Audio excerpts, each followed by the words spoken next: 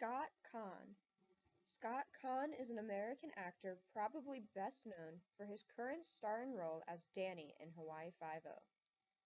Scott Caan also starred in movies such as Into the Blue, Varsity Blues, and Oceans 11, 12, and 13. Scott Caan has also been known as a writer, producer, and a director. Scott has written several plays. Scott Caan Photography.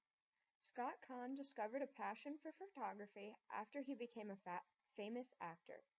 Being an actor and a photographer, Scott Caan is put in an interesting position to take photos.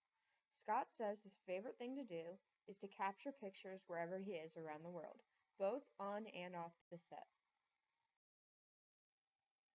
Scott prefers film photography over other forms. Perhaps one of my favorite photos Scott has taken is one he took at the Ocean's 11 movie premiere. While the press were taking pictures of him and the cast, he turned around and snapped this photo of the other side of the red carpet. I also love all of the photos he takes around the world. Scott takes pictures of the area, the people, and the kids. He captures very realistic and inspiring pictures. Scott's books. Scott Caan has released 2 books. One is called Scott Caan Photography, and the second is called Vanity. I currently own Vanity and love many of the pictures in them. Scott Caan's social angle. Scott's social angle changes from picture to picture since he usually takes his camera wherever he goes and takes pictures as he feels inspired. However, I would say most of his pictures have the social angle of social status or culture/people, while my pictures were more inspired by nature.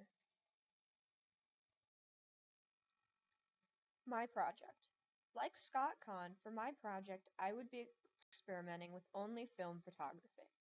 I took photos of many places with a film camera and will be developing my own photos. Materials. For my project, I had to gather several materials. First off, I had to get a film camera. Luckily, my parents already had one, so I went home and they gave me that. Second, I had to find many chemicals such as developer, stop bath, fixer, and wetting agent. I found a local photography shop and went there to gather all my materials. The man was very helpful and informed me I only needed to buy the developer and fixer to develop films. I also needed a canister for mixing my materials. Taking photos. Taking photos was a lot of fun. I went to several locations, including my family farm, Hyde Park, the lake, and Sand Key Park, to get good pictures for the project. I thoroughly enjoyed this part, many photo spots I had never been to, even though I have lived in Tampa for 16 years. Developing the film. The first step to developing my film was to mix the developer and the fixer. The developer required me to mix the chemicals with a gallon of hot water, and the fixer a gallon of room temperature water. I then gathered the rest of the materials I would need, including my reel, a bottle opener, and scissors, and the film canister. Developing my film. To develop my film, I first watched several videos on how to do it, and practiced on an exposed roll. Then I went into the laundry room and turned off all the lights so I did not expose my film. I needed to use a bottle opener to open the film canister and pull out the film. Then I had to cut off the tip and cut 2 slashes on either end to help load it into the film roll. Then I had to crank it into the film roll. This took me quite a while to figure out, but once I finally got it on, I was ready to put it back in the canister and I could turn on the lights and go to develop my film. I brought the canister and the chemicals into the bathroom, because this part can get very messy. I poured the developer in, and for 8.5 minutes left the developer in. To mix, you spin the canister for the first 30 seconds. The developer is in. Then let it sit for 20 seconds, and then spin for 10 seconds.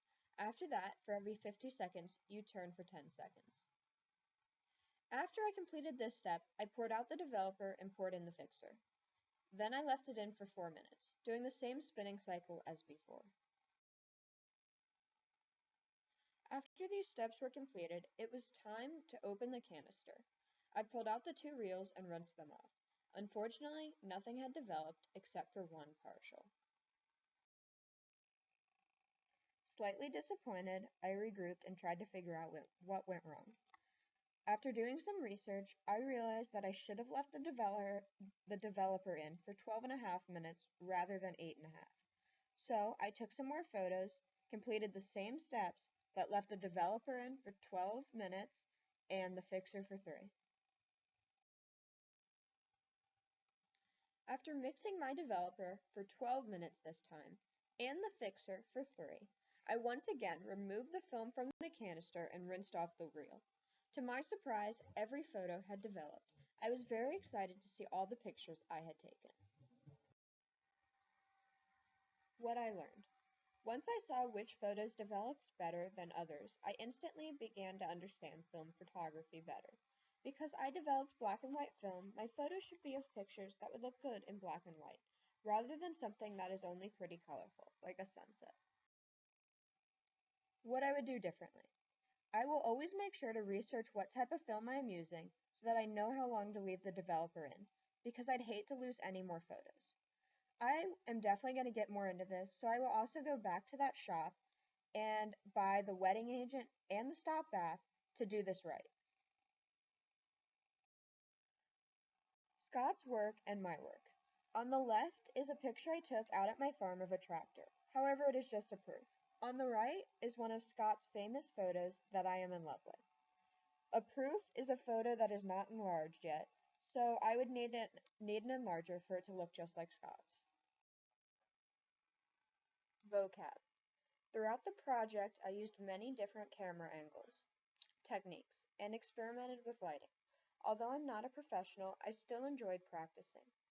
I used low-angle shots to film buildings to show how vast they are.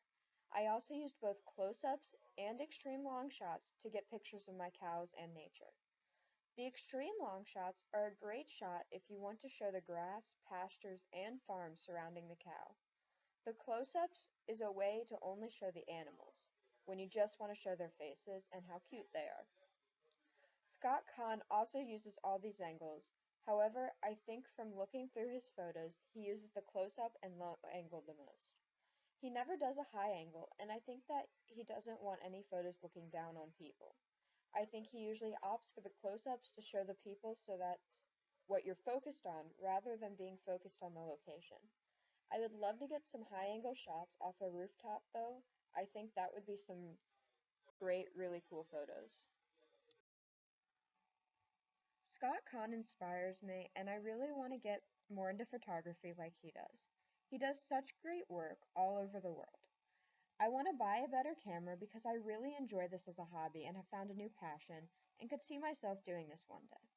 I would like to travel around the world and get more important, valuable shots that speak to people like his photos do to me. Over the summer, I will definitely take pictures at all the ports my cruise stops at for vacation and develop those. I would also like to try getting some family shots. Overall, developing film still scares me a little bit because you can lose your photos and never get them back.